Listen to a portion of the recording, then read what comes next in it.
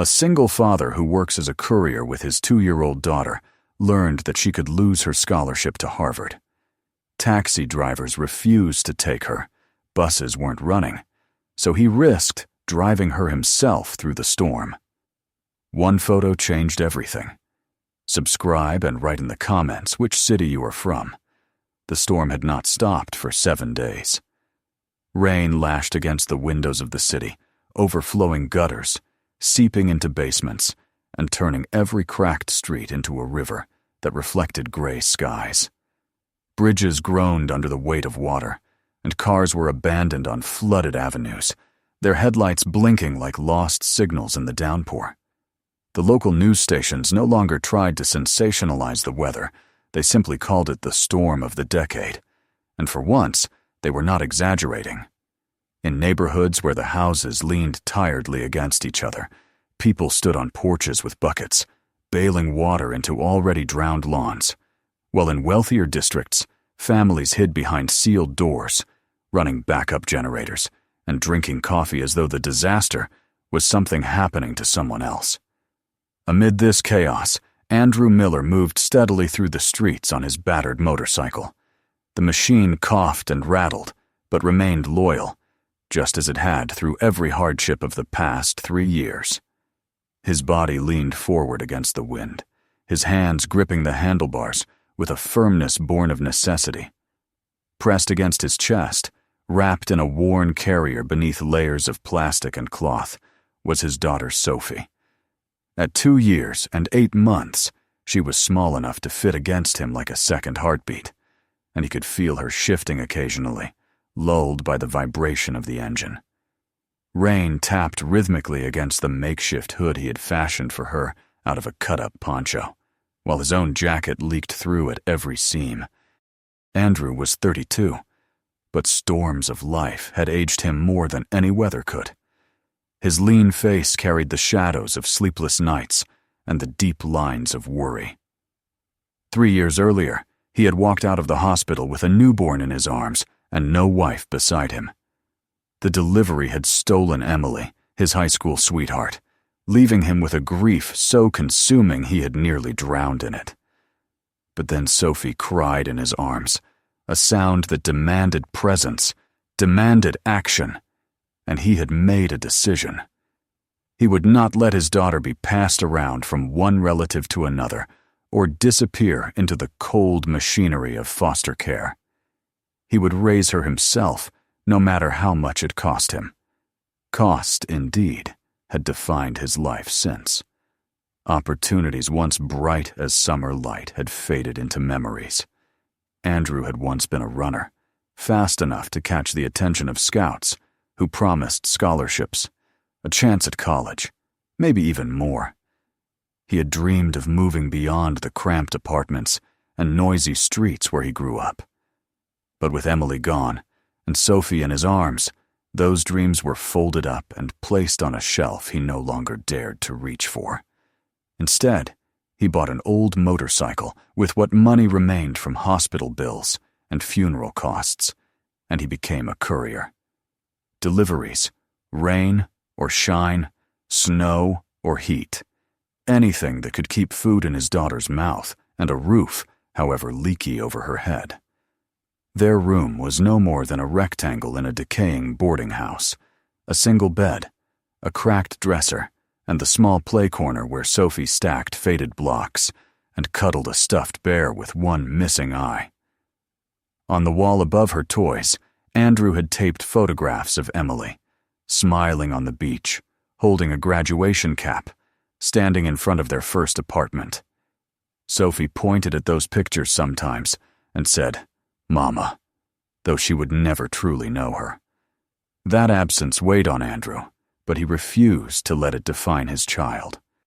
That morning, like every other, he had risen before dawn. He cooked a small pot of oatmeal on a hot plate, spooned some into a bowl for Sophie, and saved the rest in a container for later. Sophie had fussed at first, not wanting to put on her rain boots, but Andrew had coaxed her with a song and gentle patience until she laughed, her curls plastered damply to her forehead. He dressed her in layers, secured her in the carrier, and whispered a promise against her hair. "We'll get through today too, little one." Then he pushed his motorcycle out into the rain, tightened the straps on the tarp covering his delivery bag, and started the day's work. The storm made every block treacherous. He splashed through knee-high water, weaving around stalled cars, delivering packages that customers received with wide-eyed relief. By mid-afternoon, he was on his third job of the day, drenched to the bone, the skin of his hands puckered and white from constant wetness. He checked his phone for the next address when something unusual caught his eye. Ahead, near a sagging porch in Riverside, the poorest district of the city, a family stood in the rain with suitcases piled around them. They were motionless, almost like statues carved by desperation. Andrew pulled over, the motorcycle sputtering as it idled. He swung a leg off, boots squelching in the floodwater, and walked toward them with Sophie tucked close to his chest. A man stood there, tall and broad, wearing a factory uniform soaked through and muddy at the boots. His shoulders sagged under invisible weight. Beside him, a woman clutched a worn handbag, her hands reddened and raw, evidence of years spent scrubbing and cleaning. And between them was a girl, slender and trembling, clutching a document against her chest, as though it were both shield and lifeline. Her tears mingled with the rain, and her sobs seemed too heavy for someone so young. "You folks all right?" Andrew asked, raising his voice over the storm. "Need some help?" The man's face crumpled like wet paper. He cleared his throat, but his words broke apart. "It's my daughter," he said, choking back a sob. "She has to get to the airport. She got into Harvard. A scholarship. Full ride." The girl looked up then, her eyes red but burning with a determination that pierced through the rain. She was maybe 18, her knuckles white around the acceptance letter. Andrew could see how much it meant to her. The man continued, his voice both proud and desperate, telling the story in broken fragments. How his daughter, Hannah Rivers, had worked 3 jobs. How she had earned straight A's at a school that barely had textbooks. How she dreamed of becoming a lawyer to fight for families like theirs. He spoke of selling his truck to buy her plane ticket, of pawning his wife's wedding ring to pay the dorm deposit, of months of eating beans and rice to afford her textbooks. Andrew listened in silence, each word striking him like a bell echoing through time. Because 12 years earlier, he had been Hannah. Not literally, but in every way that mattered. A scholarship, a chance at a future, a path that might have led out of hardship. But he had chosen differently when life had demanded it, and that choice had carried him to this rain-soaked moment. The girl's flight had already been delayed once, then canceled. The storm had closed buses and taxis, and every ride-share app returned nothing but silence. They had called everyone they could think of, even considered hitchhiking, but nothing had worked. And if Hannah did not reach the airport by 6 o'clock that evening, the scholarship would go to someone else. No exceptions. No second chances. Andrew looked at her, then at her parents. Their eyes begged him, though they hadn't spoken the words. He felt Sophie shift softly against his chest, her small weight a reminder of his reality. He could keep driving, finish his deliveries, keep his job. Or he could do what his heart demanded. "I'll take her," he said finally. The family stared at him, stunned. "What?" the mother whispered. "I'll take her to the airport," Andrew repeated. "On my bike." The father shook his head. "No, sir, we can't ask you." "You're not asking," Andrew interrupted gently. "I'm offering." The weight of the moment pressed in on him. The airport was 40 miles away. The highways were half underwater, visibility near zero. Riding with Hannah on the back and Sophie strapped to his chest was madness. But sometimes, Andrew thought, madness was simply what love and duty looked like in the real world. He pulled out his phone, dialed his boss, and asked to delay his remaining deliveries. The answer came sharp, merciless. "If you don't finish the route, Miller, you're done. No job, no bike, nothing." Andrew's eyes lingered on Hannah, on the fragile hope trembling in her hands, then dropped to the small face of Sophie, peeking from beneath her hood. He closed his eyes for a breath, then said into the phone, "Then I guess I'm done." He hung up.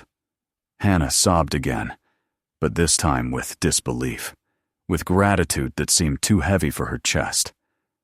"I can't let you lose your job for me," she whispered. Andrew adjusted the straps of Sophie's carrier, water dripping from his brow. "You're not letting me do anything," he said. "I'm choosing." And with that, the rain poured harder, the storm growled louder, and Andrew Miller began preparing for the most dangerous ride of his life. The rain showed no mercy as Andrew adjusted the straps on Sophie's carrier and guided Hannah toward the motorcycle. The storm seemed to sense the magnitude of his decision and pressed harder against them, sheets of water slanting across the street with relentless force. Sophie stirred faintly, her tiny fingers curling against his chest, but she did not cry.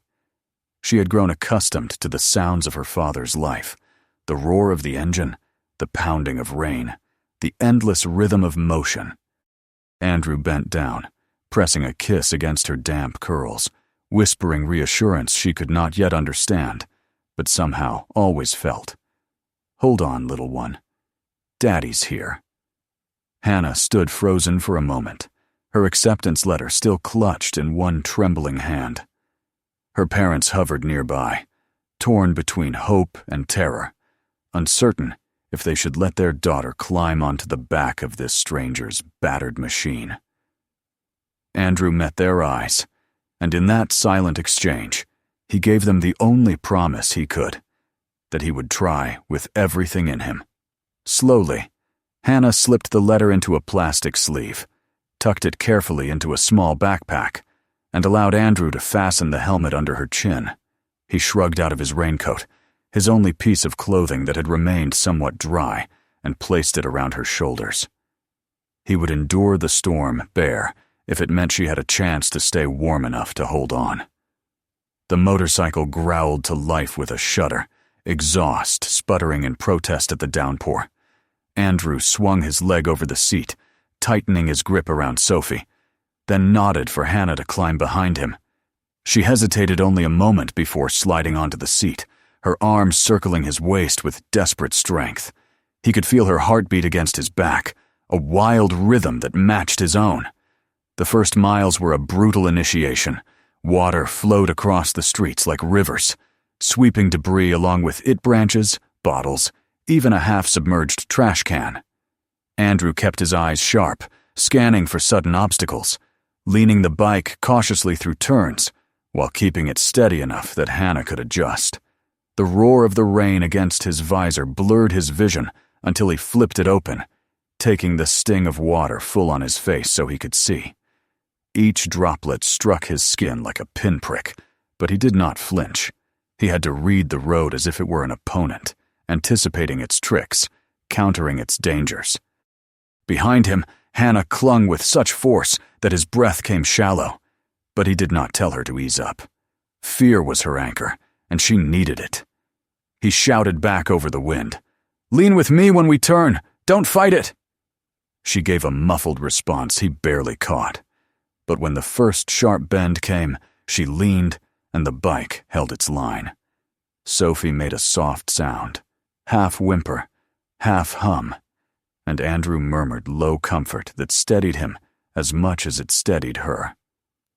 The city blurred past in gray smudges, familiar landmarks distorted by the sheets of rain. Neon signs flickered weakly, powerless against the storm's dominance. At one intersection, a city bus sat tilted, its wheels half submerged, its windows dark. Andrew throttled back, weaving around it, the bike sliding for a terrifying second before catching grip again. His shoulders burned from tension, but he pressed forward, refusing to imagine failure. Halfway toward the highway, the worst happened. The motorcycle jolted as the front wheel dipped into a hidden pothole beneath the water. Hannah's gasp pierced the storm, and Sophie whimpered against his chest. For a moment, the bike tilted so sharply Andrew felt gravity tugging them toward disaster. He forced his weight against the lean, muscles straining, boots scraping the wet pavement. And somehow, the motorcycle righted itself. The surge of relief was so sharp, it nearly made him dizzy. But he kept moving, unwilling to give fear a foothold. As they approached the first on-ramp, the scale of their challenge revealed itself. The highway stretched ahead like a dark river, broken only by the faint glimmer of a few brave taillights. Cars crawled cautiously. Some pulled to the shoulder, with hazard lights flashing. Visibility was nearly nothing, and every lane shimmered with dangerous depth. Andrew hesitated for only a second before accelerating. If they stayed on surface streets, they would lose precious time. The bike surged forward, water spraying outward in arcs. Hannah's arms tightened as the wind buffeted them harder. Sophie's small body shifted with each bump, and Andrew adjusted his posture instinctively, shielding her as much as he could. He thought of Emily then, of the promise he had made beside her hospital bed, the vow that their daughter would know safety and love even without her mother. That vow steadied his hands now, keeping him sharp, because breaking it was unthinkable. The storm tested him at every mile. Twice, trucks sent waves of water crashing over them, nearly drowning the engine. Once, a fallen tree blocked 2 lanes, and he had to guide the motorcycle across the narrow strip of shoulder that remained. At one point, the bike skidded as oil slick mixed with rainwater, and he nearly lost them again. Each time he forced himself to breathe, to remember that panic was the enemy of control. By the time they reached the outskirts, the motorcycle began to falter. Andrew felt the sputter beneath him, the engine coughing like a man choking on water. His heart plummeted. He pulled off at the nearest gas station, the bike coasting under the overhang where fluorescent lights buzzed faintly. Hannah slid off, shaking, her face pale with fear. Sophie stirred, her eyes blinking sleepily, oblivious to the cliff they teetered upon. "What's happening?" Hannah's voice cracked, tight with panic. "Water in the engine," Andrew said, already pulling at the seat. His hands were clumsy with cold, but he moved with the precision of someone who had lived too long with things breaking down. He stripped out the soaked air filter, examined the spark plugs, wiped them with the edge of his shirt until the fabric itself was saturated. His knuckles were scraped raw, his shirt plastered to him like another layer of skin, but he whispered to the machine, as though coaxing a stubborn animal. "Come on, baby. Don't quit on me now." Hannah paced nearby, glancing at her phone every 30 seconds. Time was bleeding away, each minute a thread unraveling her future. She tried not to cry again, but her shoulders shook as silent sobs slipped out. Sophie reached a tiny hand toward her from the carrier, and Hannah startled at the gesture, then bent to touch her fingers, grounding herself in that small, innocent comfort. 5 minutes passed like an eternity before Andrew tried the ignition again. The first attempt sputtered, the second roared to life. Relief flooded him so fiercely he nearly laughed, but there was no time. He tightened everything back in place, motioned Hannah onto the seat, and launched them once more into the storm. The final stretch became a race against both time and exhaustion. Andrew pushed the bike harder than he ever had, weaving through stalled traffic, cutting down side routes when the highway flooded out. The rain whipped into his eyes, his hands were numb on the handlebars, and his back screamed from holding both Sophie and the balance of the bike. Yet he pressed on, driven by the image of Hannah's future slipping away if he faltered. The airport lights finally broke through the storm's veil, a halo against the endless gray. Andrew guided the motorcycle up the long access road, water streaming off the pavement in torrents. Hannah's grip loosened slightly, not from comfort, but from disbelief that they had truly made it. Sophie stirred again, a soft sigh against his chest, as though content that her father had carried them through yet another impossible day. They rolled to a stop at the curb just outside the departure terminal. It was 5:47 p.m. The boarding gate closed at 6:15. Hannah slid off the bike, ripping the helmet from her head, tears streaming down her face. She looked at Andrew and Sophie. Soaked, exhausted, streaked with grime, and something in her broke open. She began to sob, not from despair, but from gratitude so profound it stole her breath. "I don't know how to thank you," she whispered. Andrew lifted Sophie from the carrier, cradling her against his shoulder. He smiled faintly despite his trembling hands.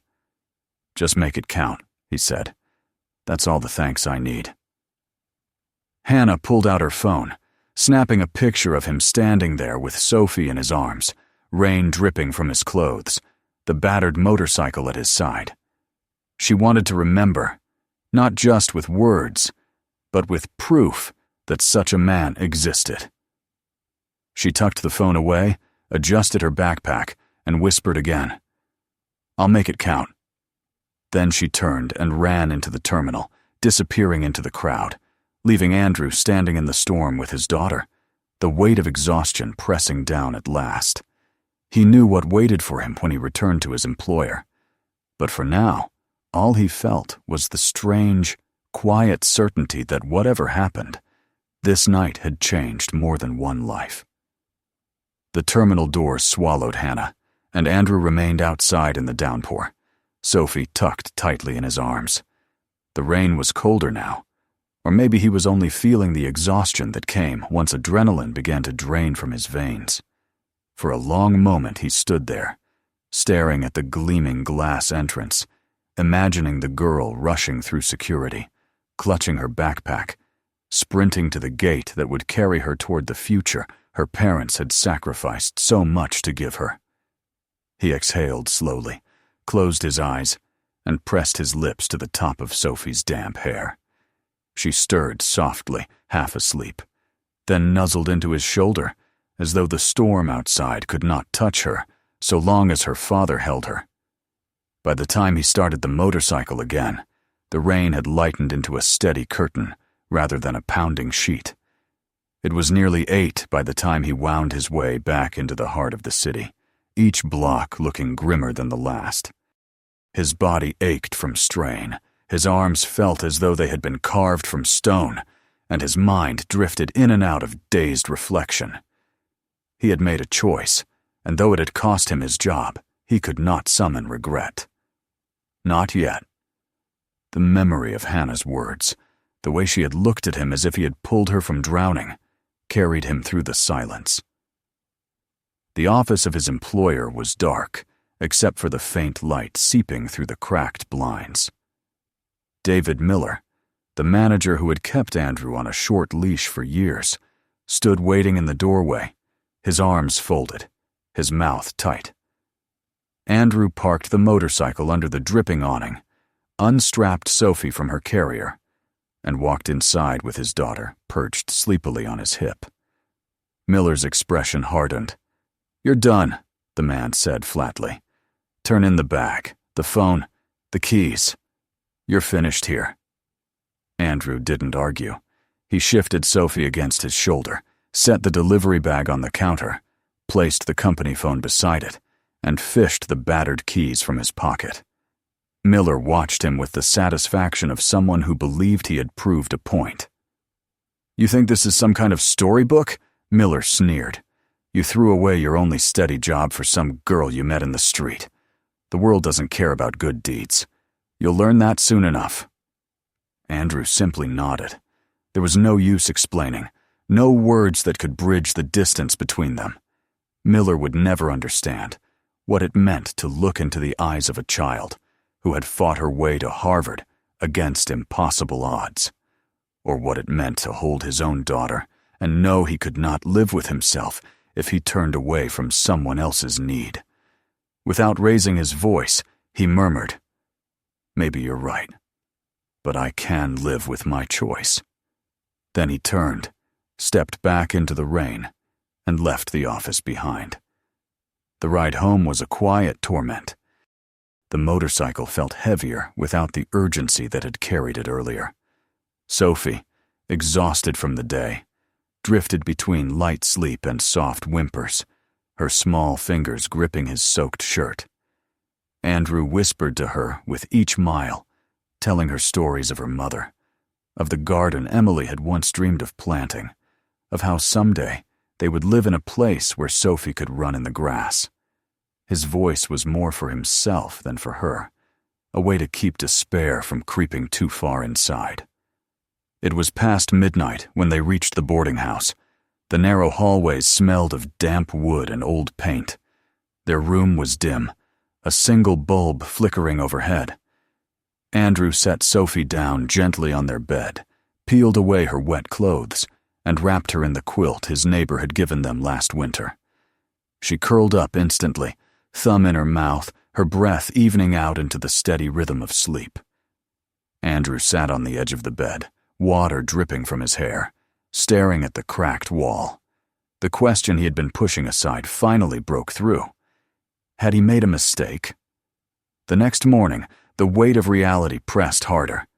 There were bills waiting, groceries that would not buy themselves, and rent due in less than 2 weeks. Without his job, their fragile balance teetered on collapse. He dressed simply, packed Sophie's things into a small tote, and set out across the city on foot, since fuel for the motorcycle had to be rationed carefully. With Sophie's tiny hand wrapped in his, he walked from store to store, filling out applications at fast food chains, hardware outlets, construction companies, anywhere that might overlook his lack of a car and his need to bring his daughter along. At most places, the answer came quickly. They needed flexible hours, reliable transportation, freedom from distractions. A single father with a toddler did not fit their vision. By evening, Andrew had filled out 17 applications and received only 2 lukewarm promises of interviews. He returned to their room, his legs aching, his hope frayed, but he forced a smile for Sophie as they shared bread and soup scraped together from their pantry. He read her a story from a torn picture book until her eyelids drooped, then sat by the window long into the night, watching the rain slide down the glass. What Andrew did not know was that while he fought quietly to hold his life together, a different storm had begun online. Hannah Rivers, safe in her dorm room in Cambridge, sat on her bed with her backpack still at her feet. The first thing she had done after finding her way to orientation was to pull out her phone and write a post. She uploaded the photo she had taken outside the airport, the image of a soaked man holding his toddler against his chest beside a weathered motorcycle. Beneath it she wrote, "2 days ago, in the middle of a storm that shut down an entire city, this man risked his life to take me to the airport so I wouldn't lose my scholarship. He lost his job because of it. He didn't know me. He owed me nothing. But he chose to help anyway. I'm sitting here in my Harvard dorm because of him and his daughter. The world needs to know that people like Andrew Miller still exist." At first, her post gathered modest attention. Friends and classmates liked it, shared it, commented with disbelief and admiration. Within hours it spread further, leaping from one circle of friends to another. By the next day, a teacher from Hannah's high school shared it with her entire network, adding context about Hannah's long struggle and the sacrifices her parents had made. A co-worker from Andrew's delivery company stumbled upon the post and left a comment that shifted everything. "This is Andrew Miller. He worked with us for years. He's been raising his daughter alone since his wife died. He gave up his own college dream for her. If anyone deserves better, it's him." That single comment caught fire. Screenshots began to circulate on Twitter. TikTok users created short videos retelling the story with music and dramatic captions. Reddit threads debated the meaning of real heroism. A blogger with millions of followers picked it up, writing an article titled, "The Courier Who Chose Kindness. detailing Andrew's sacrifice in vivid prose. The article gathered tens of thousands of shares overnight. By the time Andrew laid his head down after his second, fruitless day of job hunting, his name was spreading across platforms he hadn't touched in years. The following morning, his phone buzzed constantly, but Andrew thought it was only more rejection messages from job postings.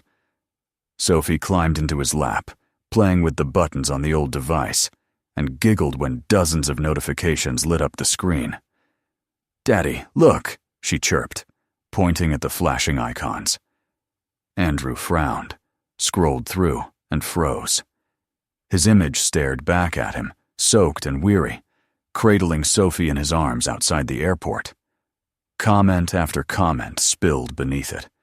Thousands of strangers praising him, calling him a hero, offering help. He nearly dropped the phone.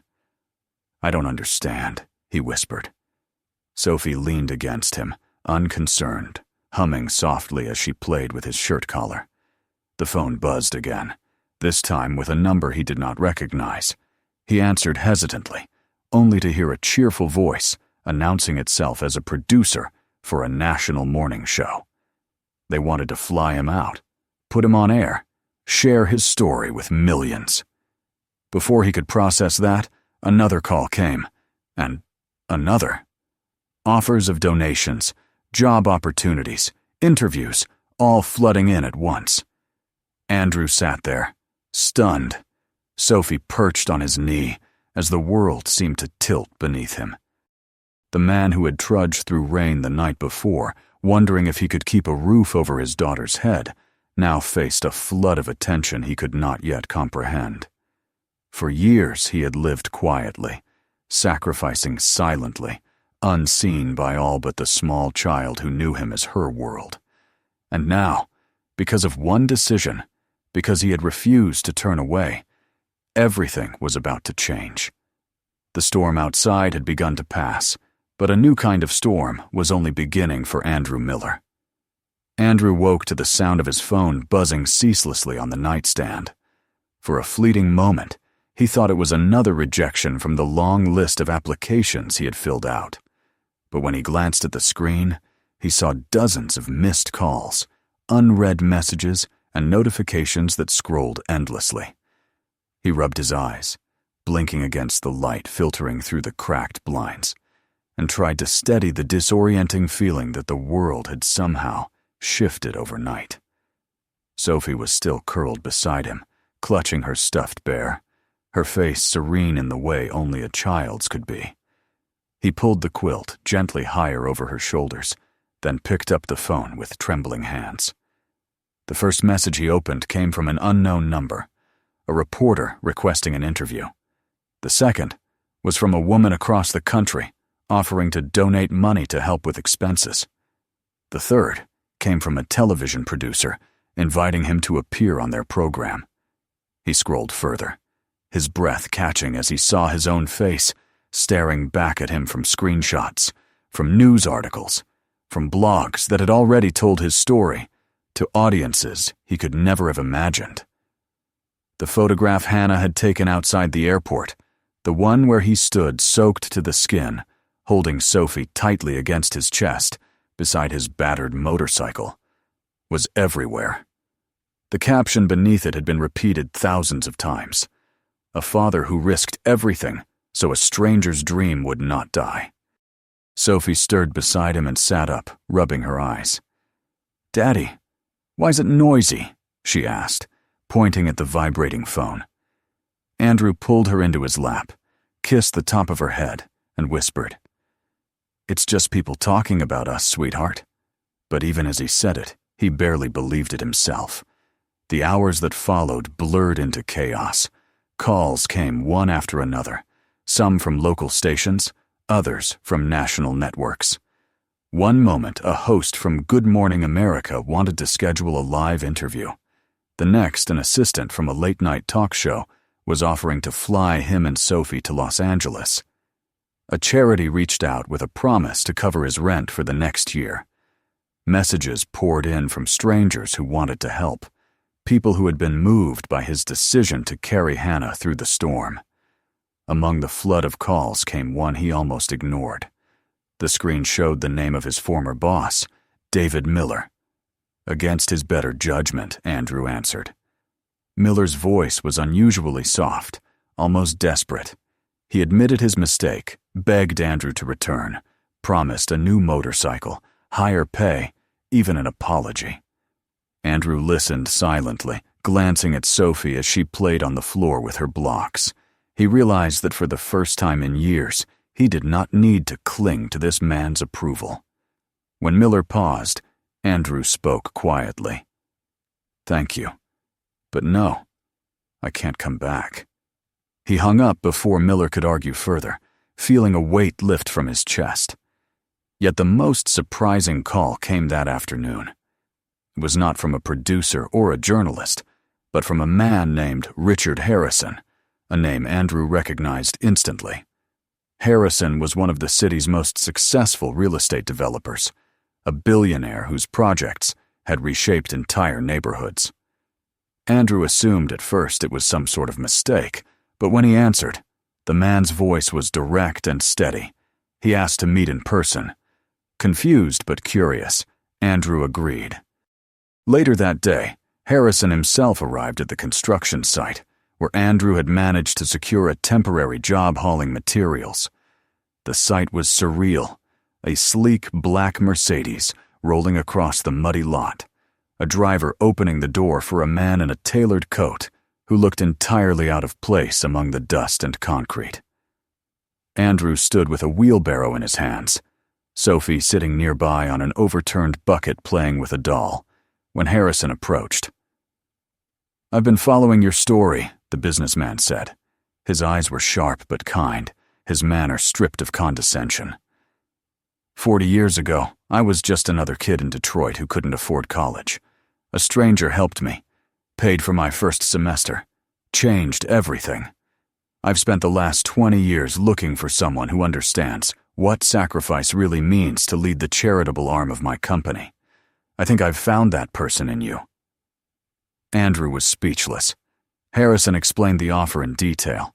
A position overseeing a foundation dedicated to helping families like the Rivers, a salary large enough to lift him and Sophie out of poverty, full health benefits, and resources that could be directed toward scholarships and community programs. Then, as if that were not enough, Harrison handed him 2 envelopes.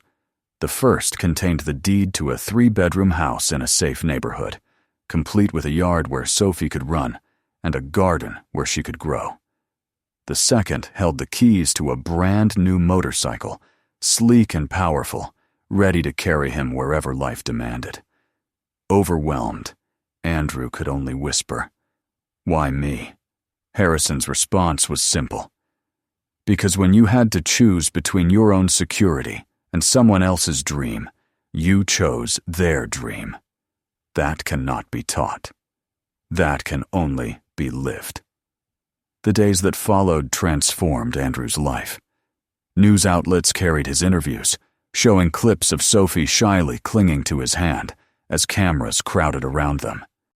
On Good Morning America, his story reached millions, and donations surged to a scholarship fund that bore his name. On another program, a surprise announcement revealed that a major retailer would contribute $100,000 to expand the fund further. Across the country, motorcycle clubs organized rides in his honor, calling them Rides for Andrew, raising awareness and money for students who had the will but not the means to pursue education. For Sophie, life changed in quieter but deeper ways. She had her own room for the first time, painted in soft colors, with shelves for her books and toys. She ran barefoot across the grass in their new backyard, giggling with the pure joy of freedom.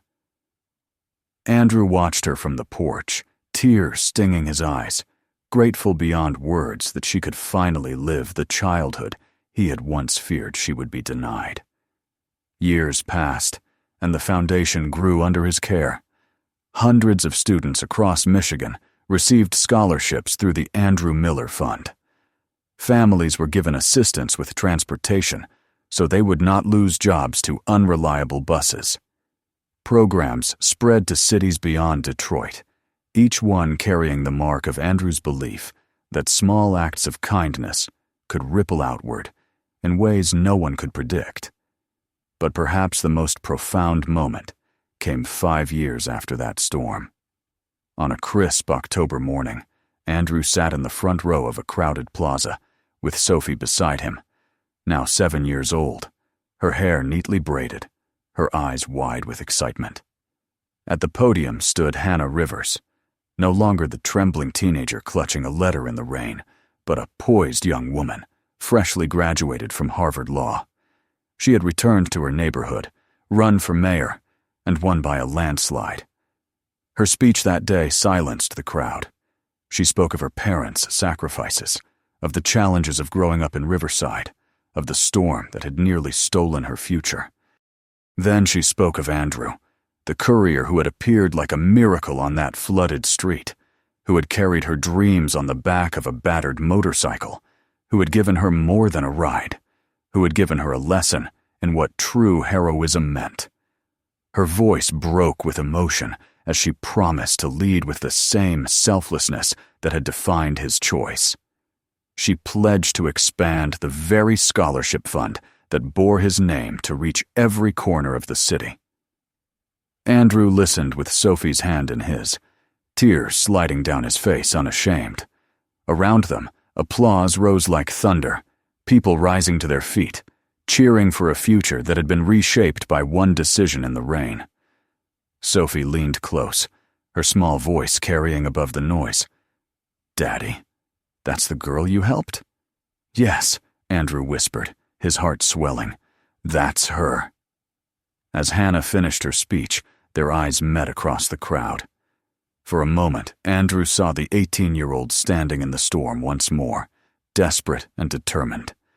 She smiled, and he smiled back, both of them knowing the truth that tied them together, that one act of kindness had changed not just their lives, but the lives of countless others who would feel its echo for years to come.